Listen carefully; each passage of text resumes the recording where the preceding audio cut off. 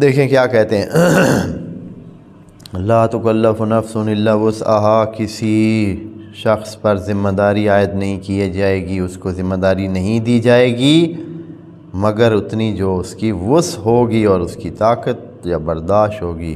اور اسی طرح لا تضار والدۃ،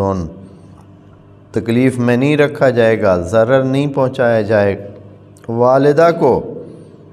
بے ولدہا، اس کے بچے کی وجہ سے، ولا مولود لہو، اور وہ جو والد ہے مولود اللہ ہے، بے ولدہی، اپنے بچے کی وجہ سے۔ اب ایک اور قاعدہ، پھر یہ قاعدہ بھی یقیناً بعض اوقات اپلائی ہوتا ہے لیکن چانسز بہت ہیں اس کے،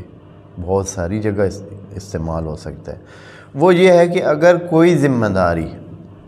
ذمہ داری کسی کی بنی ہے، چاہے وہ دوسروں کے لحاظ سے ہو، دوسروں کے حقوق کی ہو،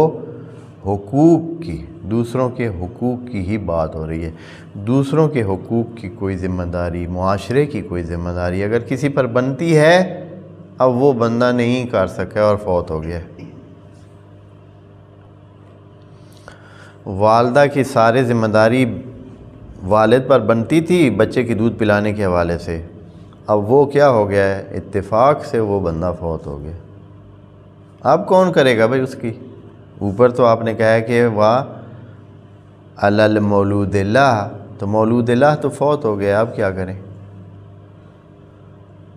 اب خدا کریم نے کہا ہے کہ ورثاء کی پہلی ذمہ داری یہ ہے کہ پہلے اس کے خرچے پورے کریں،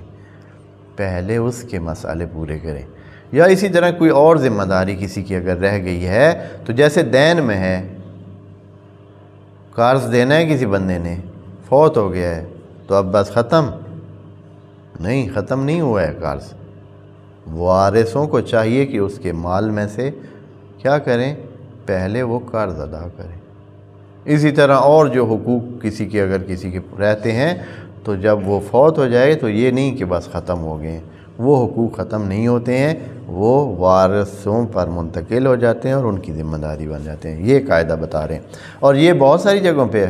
لگ سکتا ہے اور لگتا ہے، اور شریعت میں بعض جگہوں پہ خود ذکر کیا ہے اور بعض جگہ پہ اس طرح قاعدہ کلیہ بتا کر ذمہ داری کھلے عام سب کو دے دی ہے۔ وَعَلَى الْوَارِثِ مِثْلُ ذَلِكَ، خدا کریم نے یہ ساری لمبی چوڑی، یہ قرآن ہے، ایک جملے میں بہت ساری بات کہہ دی۔ یہ جو بات میں نے اتنی آپ کو بتائی ہے کہ اگر ایسے ہو کہ اس کا جو کرنے والا ہے، جس کی ذمہ داری بنی ہوئی ہے، وہ فوت ہو جائے، یہ سارے جملے سارے مٹا کے کوئی بھی ذکر نہیں کیا، صرف ایک جملہ کہا ہے، اور ہمیں تدبر کا کہا ہے کہ ہمیں کہا ہے کہ ذرا فکر کریں گے کہ آپ کو بہت کچھ ملے گا۔ وَعَلَى الْوَارِثِ، خود بخود ہی اسے نکل آتا ہے کہ بات کدھر کی ہو رہی ہے، جب بندہ جس پر ذمہ داری بنتی تھی وہ کیا ہو گیا ہے، وہ فوت ہو گیا ہے، تو وارث تو تب بھی ہوتے ہیں نا، خود بخود ہی یہ ساری کہانی خود بھی اس کے پیچھے آ جائے گی۔ تو اس طرح خدا کریم نے کہا ہے وَعَلَى الْوَارِثِ مِثْلُ ذَلِكَ، بالکل 4 لفظوں میں ساری بات، بہت ساری بات جو ہے نا وہ